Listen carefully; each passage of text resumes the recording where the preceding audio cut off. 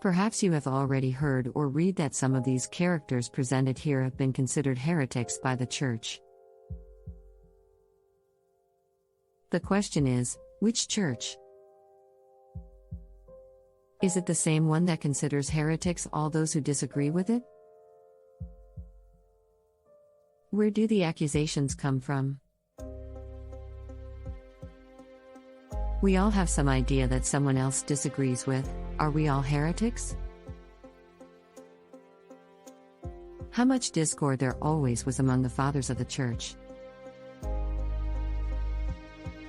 What cannot be disagreed with are the fundamental doctrines of Christianity. But, ideas are just ideas. Men like Irenaeus of Lyon, Ignatius of Antioch, Cyprian of Carthage, Clement of Rome, Clement of Alexandria, Polycarp of Smyrna, Tertullian of Carthage, and others. They never shared or communed with the paganized teaching of the Church that was in Rome. And the interesting thing is that some of the fathers of the Church were not considered heretics even though they expressed opinions different from the Roman Church. Men like Origen, Eusebius, Cyprian, and even Augustine of Hippo himself.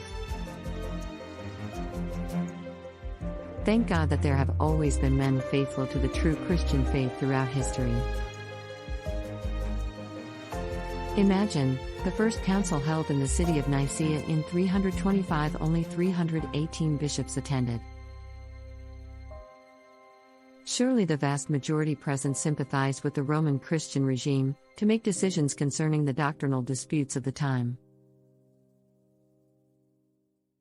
This shows us that most bishops, those who did not attend this council, did not sympathize with Roman ideas. The bishops of Rome, mainly from the end of the 3rd century, considered themselves superior to other bishops from other locations. The fact is that the Church in Rome was not the first church that Christ established. On the contrary, it was the first church that deprived Christ and true Christianity. Embracing pagan practices and submitting to worldly pleasures. Let us see what Hermas of Rome reported already in the 2nd century. I now address myself to the heads of the Church and those who occupy the first places. Do not become like poisoners.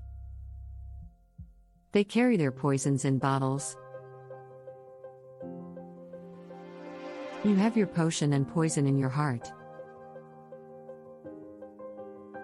You are hardened, you refuse to purify your hearts to temper, with a pure heart, your thought in unity, in order to obtain the mercy of the great King. Beware, my children, lest these divisions take your life. How do you pretend to teach the elect of the Lord, if you yourselves have not lived the instruction? Chapter 17, The Shepherd, Hermas of Rome. They have always been faithful and good, but have envy, desire, for the first places and for some honor among themselves. They are all foolish and rivaling each other for the first positions. Now, in these commandments, nothing is said about first places, nor about any honor, but it speaks of man's patience and humility. Chapter 73, The Shepherd, Hermas of Rome. It is worth noting that Rome was not the seat of Christianity, and neither was the Church in Rome the only Church of Christ. The vast majority of Christians were outside of Rome. There were many true Christians in Rome and bishops who were faithful to God, especially among those who lived until the beginning of the 3rd century.